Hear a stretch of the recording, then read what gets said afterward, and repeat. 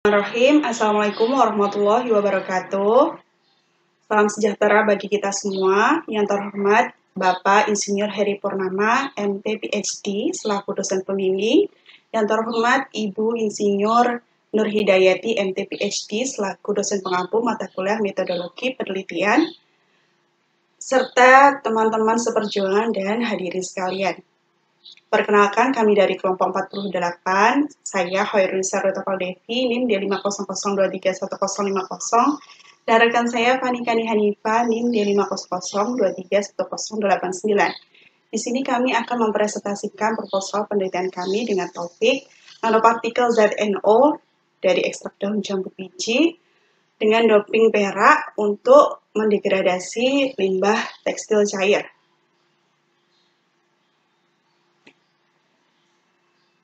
Pada presentasi kali ini ada beberapa outline yang akan kami sampaikan.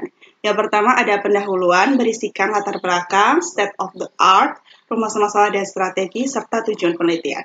Yang kedua adalah metode, yaitu berisikan rancangan penelitian, variabel penelitian, dan juga prosedur penelitian. Dan yang terakhir akan disampaikan mengenai jadwal penelitian. Masuk ke pendahuluan, yaitu latar belakang. Indonesia merupakan salah satu negara dengan produksi tekstil yang besar. Menurut Kementerian Perdagangan, tekstil dan produk tekstil atau biasa disingkat TPT adalah produk ekspor utama Indonesia dan Vietnam.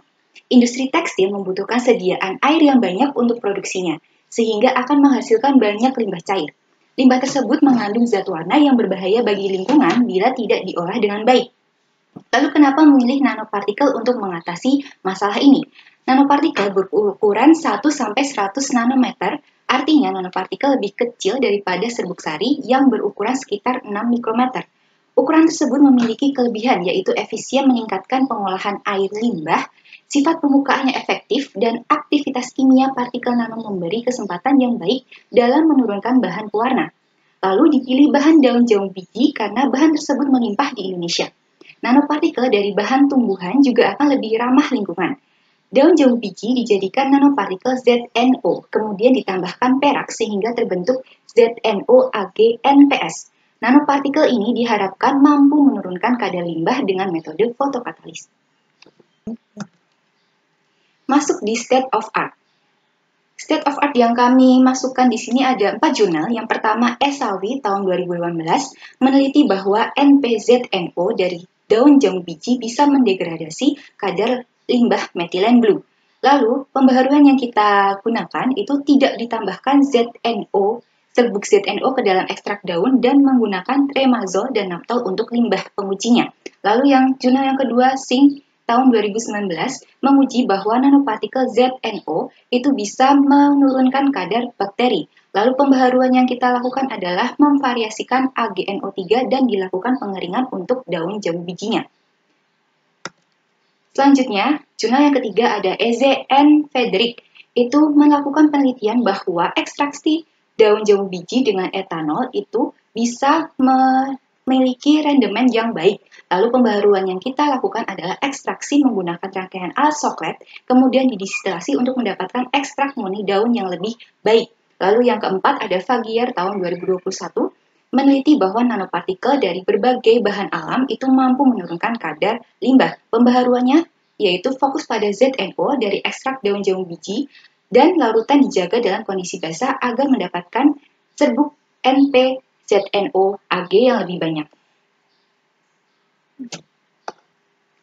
Dari latar belakang dan state of art yang telah rekan saya sampaikan, maka dapat ditarik dua rumusan masalah. Yang pertama, apakah karakterisasi nanopartikel dari daun jambu biji dapat dilakukan? Strategi yang kita ambil adalah mengumpulkan literatur terkait topik nanopartikel dari ekstrak daun jambu biji, kemudian mengambil metode dengan hasil yang terbaik. Yang kedua, bagaimana efektivitas nanopartikel ZNO dari ekstrak daun jambu biji dalam mendegradasi kadar limbah? Strategi yang kita ambil dari penelitian terdahulu menggunakan metilen blue sebagai bahan penelitian.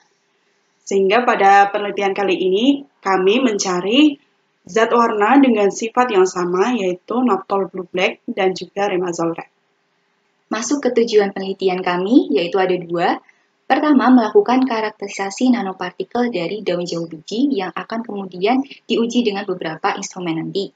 Lalu yang kedua, mengetahui efektivitas nanopartikel daun jambu biji serta menambah pengetahuan, karena penelitian terkait nanopartikel di Indonesia itu belum banyak.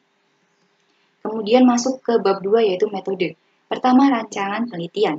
Rancangan penelitian kami dilakukan dengan rancangan acak lengkap dengan mengkombinasikan konsentrasi AgNO3 yaitu 0, 0,5, 1, 2,5, 5, dan 7,5. Kemudian data ini akan diolah dengan ANOVA. Selanjutnya adalah tentang variabel penelitian. Dalam penelitian kami terdapat 3 variabel. Yang pertama adalah variabel bebas, yaitu konsentrasi AgNO3. Yang kedua ada variabel terikat, yaitu massa daun jambu biji dan konsentrasi limbah. Yang ketiga ada variabel kontrol, yaitu suhu ekstraksi dan juga pH. Yang selanjutnya adalah prosedur penelitian. Proses yang pertama adalah pemilihan daun jambu biji. Daun jambu biji kami peroleh secara lokal di daerah Karanganyar, Jawa Tengah dengan pemilihan bagian pucuk nomor 5-10 atau dapat ditandai dengan warna hijau sempurna pada daun. Proses yang kedua adalah pengeringan. Kami mengkombinasikan dua proses. Yang pertama dengan penyiraman matahari selama 1 hari dan yang kedua adalah dengan pengeringan menggunakan oven selama 24 jam pada suhu 60 derajat Celcius. Daun jambu biji yang telah kering nantinya akan ditumbuk untuk memperbesar luas permukaan. Proses yang ketiga adalah ekstraksi menggunakan soklet. Daun jambu biji yang ditumbuk nantinya akan dibungkus menggunakan kertas saring dan akan diekstraksi menggunakan pelarut etanol 70% sebanyak 750 ml selama 2 jam pada suhu 40 derajat Celcius. Proses yang keempat adalah distilasi. Proses ini bertujuan untuk mendapatkan ekstrak daun jambu biji murni. Distilasi dilakukan pada suhu 50 derajat Celcius. Setelah didistilasi, ditambahkan air suling dengan perbandingan ekstrak banding air suling yaitu 1:10. Proses yang kelima adalah penambahan AgNO3. Penambahan AgNO3 ini berfungsi untuk meningkatkan efektivitas fotokatalis. Perbandingan AgNO3 dengan ekstrak daun adalah 10:1. Kemudian akan dicampurkan menggunakan pengaduk magnetik dengan suhu 50 derajat Celcius selama 2 jam. Selanjutnya akan dilakukan pengukuran pH. Apabila pH belum mencapai pH basa atau pH 13, maka dilakukan penambahan larutan NaOH1N hingga terbentuk endapan. Endapan nantinya akan dicuci bersih dan dibilas berkali-kali dan kemudian nantinya akan dikeringkan menggunakan oven dan dikalsinasi hingga didapat serbuk ZnOAg. Proses selanjutnya adalah karakterisasi menggunakan 4 alat yaitu SEM, FTIR, XRD, dan spektrofotometri UV-Vis. Proses selanjutnya adalah pembuatan limbah. Limbah yang kami ambil adalah limbah naphthol, blue black, dan juga remazole red dengan kadar 10 ppm. Proses yang terakhir adalah fotokatalis menggunakan penyinaran sinar UV. Pada proses ini, serbuk ZnOAg akan ditambah atau dilarutkan dengan limbah 10 ppm yang sudah dibuat sebelumnya. Kemudian akan dilakukan pengadukan, disentrifugasi, dan kemudian diuji menggunakan alat spektrofotometri UV-Vis. Selanjutnya ada jadwal penelitian. Penelitian kami rencanakan selama 3 bulan. Yang pertama, perizinan lab. Yang kedua, pembuatan ekstrak daun jambu biji. Yang ketiga, sintesis. Yang keempat, karakterisasi dengan berbagai alat yang sudah disebutkan sebelumnya. Yang kelima, pembuatan limbah. Yang keenam, pengamatan degradasi limbah dengan metode fotokatalis. Yang ketujuh, analisis data. Dan yang terakhir adalah pembuatan laporan dan artikel publikasi. Sekian presentasi dari kami, kurang lebihnya mohon maaf. Terima kasih atas perhatiannya. Wassalamualaikum warahmatullahi wabarakatuh.